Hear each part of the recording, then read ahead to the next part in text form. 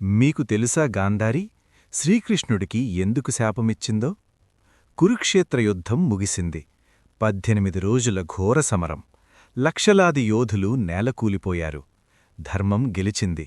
కాని ఆ విజయానికి ఎంతో రక్తం చిందింది. ఆ రక్తపు సముద్రంలో ఒక తల్లి హృదయం ఛిద్రమైపోయింది. ఆమె గాంధారి.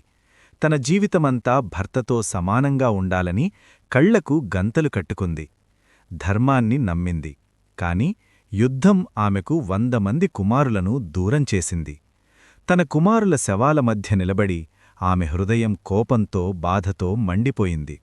ఆ సమయంలో ఆమె ముందుకొచ్చాడు శ్రీకృష్ణుడు. యుద్ధాన్ని ఆపగల శక్తి ఉన్నవాడు. ధర్మాన్ని స్థాపించడానికి వచ్చినవాడు. గాంధారి గుండెల్లో ఒక ప్రశ్న మండింది. నీవు దేవుడివి కదా, అయితే ఈ వినాశాన్ని ఎందుకాపలేదు? ఆమె భావించింది.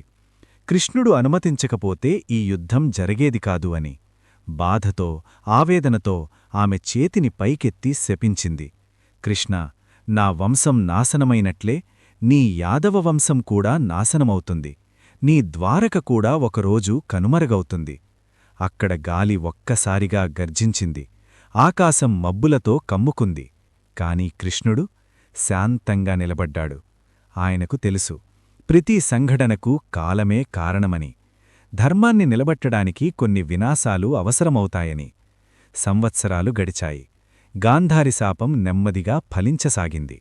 యాదవులు పరస్పరం కలహించుకున్నారు. గర్వం పెరిగింది. వివాదాలు యుద్ధంగా మారాయి. చివరికి యాదవ వంశం అంతమైంది. సముద్రతీరాన వెలిగిన ద్వారక నగరం ఒక మహా అలలతో మునిగిపోయింది. శ్రీకృష్ణుడు కూడా తన భౌతిక అవతారాన్ని ముగించాడు. ద్వాపరయుగం ముగిసింది. ఇది కేవలం ఒక శాపకథ కాదు, ఇది కాలచక్రం కథ. అధర్మం పెరిగితే వినాశం తప్పదని, గర్వం పెరిగితే వంశం నిలవదని పురాణం మనకు చెబుతున్న గొప్ప సందేశమిది. గాంధారి శాపం, శ్రీకృష్ణుడి శాంత స్వభావం, కాలం యొక్క న్యాయం. ఇది మనకు నేర్పేది ఒకటే: ధర్మం ఎప్పుడూ నిలుస్తుంది, అధర్మం తాత్కాలికమే.